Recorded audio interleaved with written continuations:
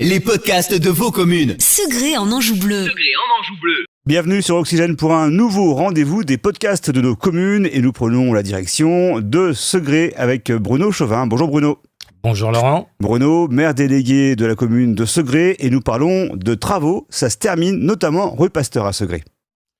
Ça se termine rue Pasteur et on commence rue Victor Hugo. En fait, on enchaîne directement. On est en train de terminer rue Pasteur. Je crois que ce sont les travaux de peinture qui sont réalisés en ce moment. Et puis on attaque sur Hugo à partir du 15 mai. On a fait une réunion publique sur ce sujet-là avec les riverains et les commerçants justement la semaine dernière, mardi dernier. Est-ce qu'on peut revenir sur les différents objectifs de ces travaux dans le centre-ville de Segré ? Alors les objectifs, il s'agit d'un point de vue général de redynamiser le centre-ville. C'était inscrit pour notre programme, notre plan 2017-2030. Donc revitalisation du centre-ville en travaillant sur 3 grands axes. La rénovation de l'habitat dans un premier temps pour lesquels on a investi. Il a été investi en vérité 5,4 millions d'euros de travaux. La commune en a financé 1 million à peu près. Un volet de soutien au commerce, ce qu'on fait depuis 2017, un petit peu plus que ce qu'on faisait avant au travers de l'association Assemble. Et puis un volet aménagement du territoire avec 3 phases de travaux. La phase des travaux qui sont déroulés sur la place de la République, rue Lazare-Carnot, rue Gambetta. La phase des travaux qui se déroule en ce moment, rue Pasteur et rue Victor Hugo. Et enfin, celle qui se déroulera après sur l'ancien site SPI, avec notamment les rues du docteur Poitvin et du docteur Paul Chevalier. Alors, durant ces travaux, évidemment, on peut se plaindre de désagréments. Qu'en est-il des relations avec les clients, avec les commerçants, et aussi avec les habitants ? Alors, on a conscience que ces travaux causent des désagréments aux commerçants, puisque souvent, comme ce sont des voies qui sont assez étroites, ce sont des travaux qui se réalisent sous circulation fermée. C'est comme ça que l'on dit. Cependant, on entretient une relation de proximité avec les commerçants et on garantit à tous les Segréens, on les invite à se rendre en ville, que les commerces resteront toujours ouverts, toujours accessibles. Voilà. Donc, les commerces sont toujours là et les parkings, les espaces de stationnement sont toujours là pour accueillir les clients. Avec différentes réunions et notamment dernièrement une réunion publique qui a eu lieu début mai. Alors, réunion publique qui s'est déroulée le 2 mai pour parler en fait de l'échéancier des travaux, pour expliquer aux gens comment ça va se passer, et puis pour leur présenter surtout les interlocuteurs qui seront à la disposition des commerçants et des riverains, parce qu'il ne faut pas oublier aussi les gens qui habitent le centre-ville.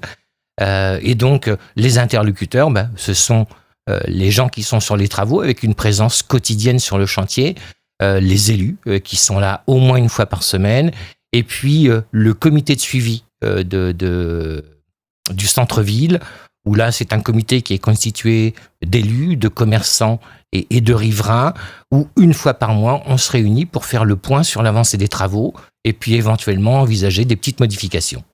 Allez, on revient sur les travaux de la rue Victor Hugo. En quoi ils consistent ces travaux ?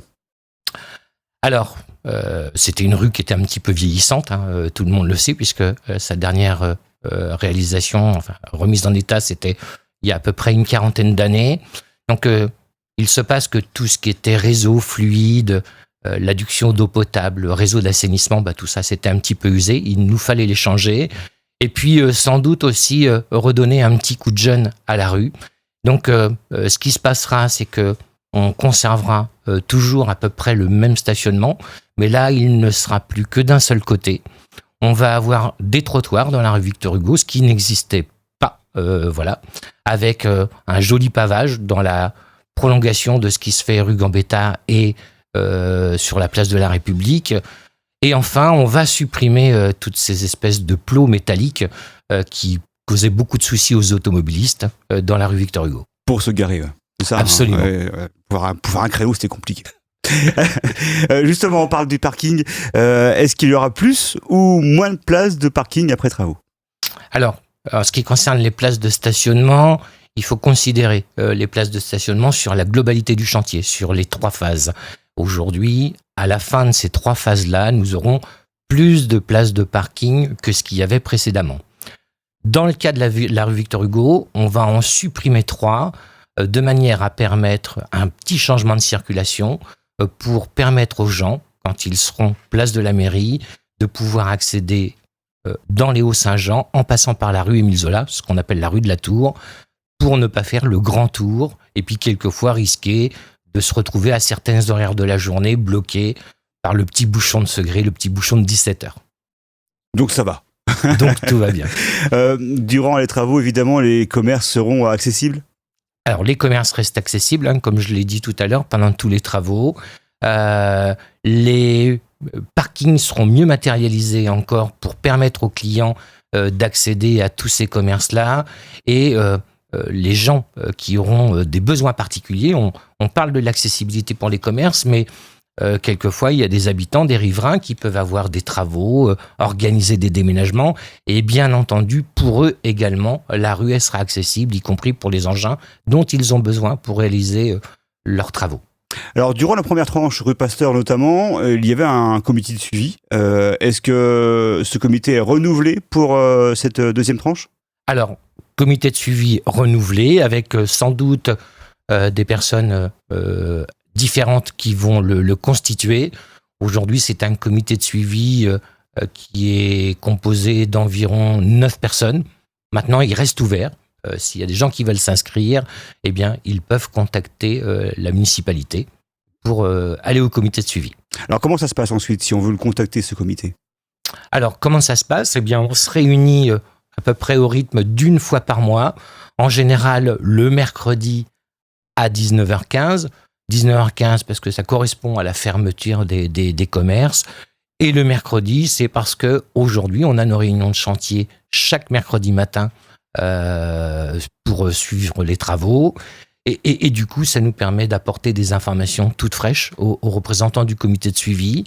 Ça nous permet aussi d'entendre. Ça nous est arrivé, que ce soit sur la place de la République ou que ce soit dans la rue Pasteur, de modifier certains aménagements en écoutant les gens qui font partie du comité de suivi. Donc, on a chaque jour possibilité de retrouver un coordinateur si on a des questions à poser ou un élu. Comment on peut vraiment avoir des infos ? On vient à la mairie ? Tout à fait. Alors, on n'a pas besoin de la mairie. Le coordinateur du chantier est présent tous les jours sur le chantier. Donc, il a été présenté aux commerçants, il a été présenté aux riverains. En tout cas, c'est quelqu'un qui se tient à leur disposition et qui est là pour répondre aux demandes ou alors pour relayer l'information.